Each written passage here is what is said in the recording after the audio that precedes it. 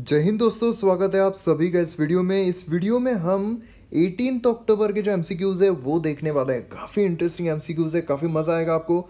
Study है क्योंकि pen drive और टैबलेट कोर्सेस अवेलेबल है अलग अलग एग्जाम्स के लिए, जैसे कि UPSC, state PSC, UGC law. तो आप विजिट कर सकते हो studyak.com या फिर इन नंबर्स पे कॉल करके आप फर्दर इन्फॉर्मेशन पा सकते हो।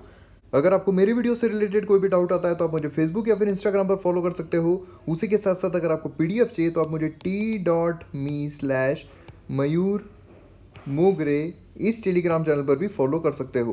अब पहला क्वेश्चन आता है कि यहाँ पर कुछ स्टेटमेंट्स दिए गए हैं, उसमें से आपको करेक्ट ऑप्शन जो है ये पहचानना है। पहला आता है कि शॉर्ट टर्म फाइनेंशियल मार्केट को मनी मार्केट कहा जाता है और लॉन्ग टर्म फाइनेंशियल मार्केट को कैपिटल मार्केट कहा जाता है। जो मनी मार्केट है वो फंड की जो रिक्वायरमेंट होती है कम समय के लिए, मतलब एक साल से कम समय जो होता है 364 डेज, वहाँ तक के टाइम पीरियड के लिए मनी मार्केट पैसों की रिक्वायरमेंट फुलफिल करती है। और अगर एक साल से ज़्यादा का है तो उसकी जो रिक्वायरमेंट है वो कैपिटल मार्केट फुलफिल करती है।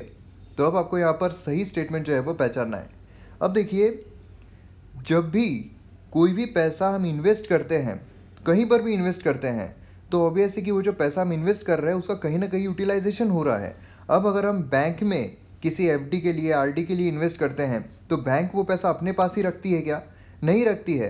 अब सपोज़ आपने 1000 की एफडी बनाए हैं तो ये 1000 बैंक कहीं और जगह इन्वेस्ट करेगी। अब अगर आपने वो फिर हेरा फेरी मूवी देखी होगी तो उसमें है कि आपको 20 दिन में पैसा डबल हो जाता है।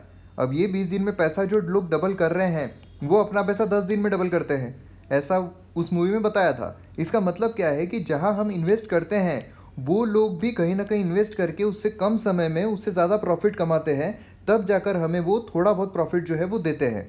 अब यहाँ पर अंबानी अगर आते हैं तो अंबानी को अगर कोई चीज़, मतलब नया सिम कार्ड निकालना है, अब नया सिम कार्ड निकालना है तो वो नया सिम कार्ड निकालने के लिए उनकी कैपिटल इन्वेस्टमेंट जो है वो फॉर एग्जांपल लग रही है 1000 करोड़ रुपए।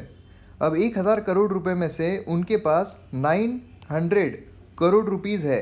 अब उन्हें सिर्फ 100 करोड़ रुपीज़ जो है वो कम पड़ रहे हैं, और ये 100 करोड़ रुपीज़ वो क्या करेंगे? अब ये 100 करोड़ रुपीज़ वो मार्केट से लेंगे, लेकिन ये जो रिक्वायरमेंट है कम समय के लिए ना, शॉर्ट टर्म के लिए है, तो वो कहाँ जाएंगे? मनी मार्केट में जाएंगे, क्योंकि वो मनी मार्केट में जाने से कम मैच्योरिटी के बॉन्ड जो है वो इशू कर सकते हैं। हो सकता है कमर्शियल पेपर इशू कर दे।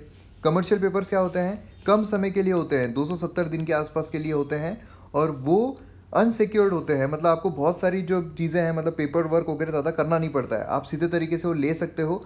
मतलब एक अगर आपको कमर्शियल पेपर देते हैं तो वो आपको कहेंगे कि ये कमर्शियल पेपर आप 90 रुपये में लीजिए और 100 दिन के बाद मैं आपसे वो 100 रुपये में ले लूँगा। मतलब आपको यहाँ पर कुछ ना कुछ ज़्यादा पैसा मिल रहा है 100 दिन के लिए। तो इस तरीके से कमर्शियल पेपर दे सकते हो। या फिर आप लॉन्ग टर्म के लिए भी कोई पैसा अगर उठा सकता है तो लॉन्ग टर्म के लिए भी ले सकते हो। जैसे कोई आप किसान विकास पत्र है तो किसान विकास पत्र 8% आपको मिलता है कुछ सालों के लिए।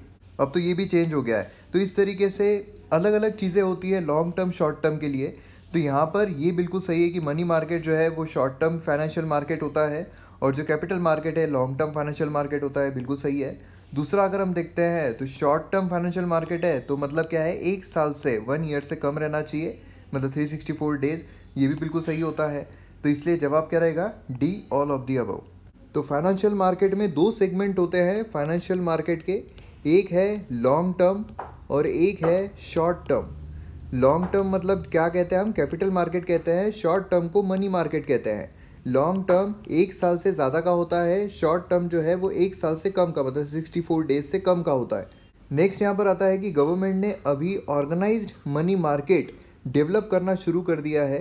तो इसके रेफरेंस में यहाँ पर ऑर्गेनाइज मनी मार्केट के इंस्ट्रूमेंट कौन कौन से हैं ये आपको यहाँ पर बताना है।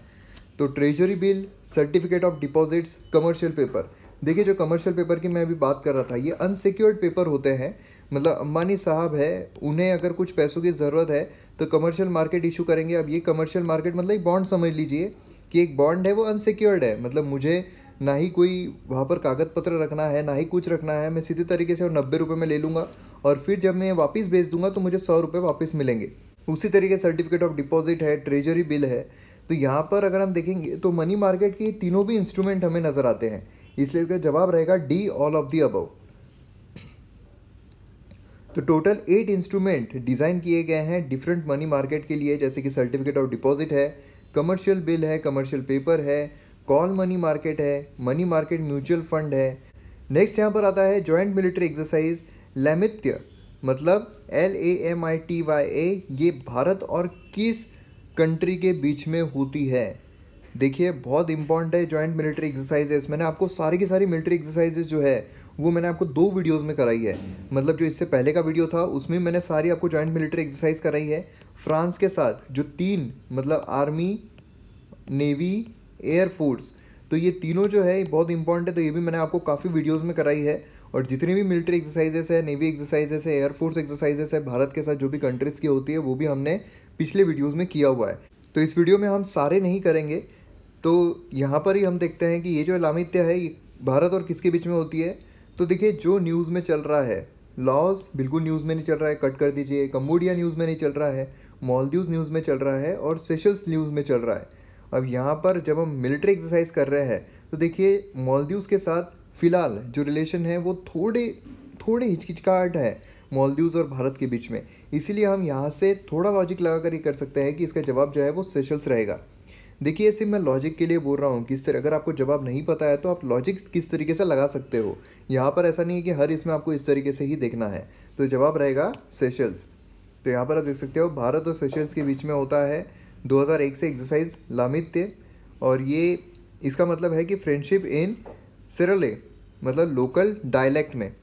अब नेक्स्ट यहाँ पर आता है कुछ मॉडर्न हिस्ट्री के भी क्वेश्चन देख लेते हैं। तो यहाँ पर ऑब्जेक्टिव रिजोल्यूशन के बारे में कुछ करेक्ट स्टेटमेंट आपको पहचानना है। अब ये जो रिजोल्यूशन है ये एम जो है हमारे कॉन्स्टिट्यूएंट असेंबली का वो डिफाइन करता है। जो भी कॉन्स्टिट्यूएंट असेंबली बनी थी हमारी, उसका जो एम रहेगा, किस तरीके से वो फंक्शन करने वाली है, क्या वो करने वाली है, तो उसका जो एम है वो ऑब्जेक्टिव रिजोल्यूशन बताने वाला है। दूसरा है कि ये मूव किया गया था पंडित जवाहरलाल नेहरू के द्वारा और यूनानिमसली अडॉप्ट किया गया था इंटरनेशनल कांग्रेस के द्वारा 1931 में। और तीसरा है कि इसका मॉडिफाइड वर्जन हमें प्रीएम्बल जो है हमारी भारत की उसमें देखने को मिलता है। तो यहाँ पर देखिए अगर हम पहला देखते हैं तो ये बिल्कुल सही है। एम बताता है ऑब्जेक्टिव रिजोल्यूशन जो है, मतलब क्या है कि हमारे भारत में ये चीज़ें रहेगी, सेकुलर रहेगा, ये सब रहेगा, वो मतलब जो भी है, मतलब पूरी इस तरह की टेरिटरी रहेगी, सोवरन रहेगा। तो ये सब कुछ ऑब्जेक्टिव रिजोल्यूशन में हमें देखने को मिल रहा था। और ये 1931 में कहाँ हुआ था? 1931 में थोड़ी हुआ था, तो ये गलत हो जाता है। तीसरा अगर हम देखते हैं तो ये बिल्कुल सही है, उसका जो क्रक्स है वो हमें प्रीएम्बल में भी देखने को मिलता है। तो 1 और 3 जो है इसका सही जवाब रहेगा। यहाँ पर आप देख सकते हो कि कॉन्स्टिट्यूशन जो है वो फ्रेम करना शुरू होने के पहले ऑब्जेक्टिव रिजोल्यूशन जो है वो मूव किया गया था पंडित जवाहरलाल नेहरू के द्वारा 1946 में। और इसके बेसिस पर हमें बहुत सारी चीज़ें मिलती है, जैसे कि equality, liberty, democracy, sovereignty, cosmopolitan identity. Next यहाँ पर आता है कि इनमें से कौन से फीचर्स हमें भारत की और अमेरिका की फेडरेशन में देखने को मिलते हैं। मतलब अमेरिका जो है वहाँ पे भी और भारत में भी दोनों जगह कॉमन कौन से फीचर्स देखने को मिलते हैं। सिंगल सिटीजनशिप अगर आप देखोगे तो सिंगल सिटीजनशिप वहाँ पर नहीं है अमेरिका में, वहाँ पर ड्यूअल सिटीजनशिप है। ड्यूअल सिटीजनशिप का मतलब क्या है कि वो यूएसए के भी सिटीज़न है, उसी के साथ साथ जो बाकी स्टेट्स है यूएसए की उसके भी सिटीज़न रहते हैं। लेकिन हमारे यहाँ पर सिंगल सिटीजनशिप है, मतलब महाराष्ट्र के अलग सिटीज़न और भारत के अलग सिटीज़न नहीं होते हैं, या फिर इंडिया के सिटीज़न है कोई और गुजरात के सिटीज़न नहीं होते हैं, लेकिन पूरे भारत के ही होते हैं सब। तो ये गलत हो जाता है। 3 लिस्ट इन द कॉन्स्टिट्यूशन। अब देखिए हमारे यहाँ पर 3 लिस्ट है, union list, state list, concurrent list. अब ये जो चीज़ है, यूनियन लिस्ट में जो सब्जेक्ट्स है उसमें जो केंद्र सरकार है वो एक्सक्लूसिवली लॉज बना सकती है। स्टेट लिस्ट में जो सब्जेक्ट है उस पर जो राज्य सरकार है वो एक्सक्लूसिवली लॉज बना सकती है, और जो कॉन्करेंट लिस्ट है उसमें दोनों भी लॉज बना सकते हैं। लेकिन ये चीज़ हमें यूएसए में देखने को नहीं मिलती है, तो ये भी गलत हो जाता है। चौथा अगर हम देखते हैं तो appointment of state governors by the centre. अब ये जो है स्टेट गवर्नर्स सेंटर के द्वारा अपॉइंट किए जाते हैं। ये जो चीज़ है ये हमने यूएसए से नहीं ली है, क्योंकि अगर आपको पता होगा कि हमने हमारे कॉन्स्टिट्यूशन में कहाँ कहाँ से क्या क्या लिया हुआ है तो आपको पता चलेगा कि ये चीज़ जो है ये बिल्कुल गलत हो जाती है। और यहाँ पर अगर हम दूसरा देखते हैं federal supreme court to interpret the constitution, तो ये बिल्कुल सही आता है, इसलिए इसका जवाब रहेगा 2 ओनली। अब यहाँ पर हमने सिंगल सिटीजनशिप कहाँ से ली है, appointment of state governors by the centre कहाँ से लिया है, और 3 लिस्ट ऑफ द कॉन्स्टिट्यूशन कहाँ से लिया है। तो ये 3 चीज़ें मुझे आप बता सकते हो कि हमने कहाँ से एक्वायर किए, कहाँ से ऑक्यूपाई किए, कहाँ से हमारे संविधान में इंक्लूड किए हैं। तो कमेंट सेक्शन में ज़रूर बताइए, बहुत इंपॉर्टेंट क्वेश्चन है हमारे एग्जाम पॉइंट ऑफ व्यू से।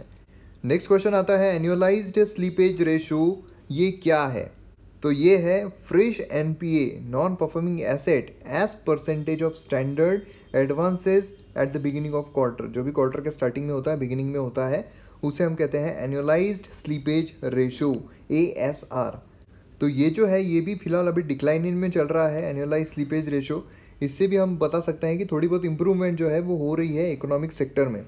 तो RBI की रिपोर्ट के बारे में ये चीज़ हम देख सकते हैं।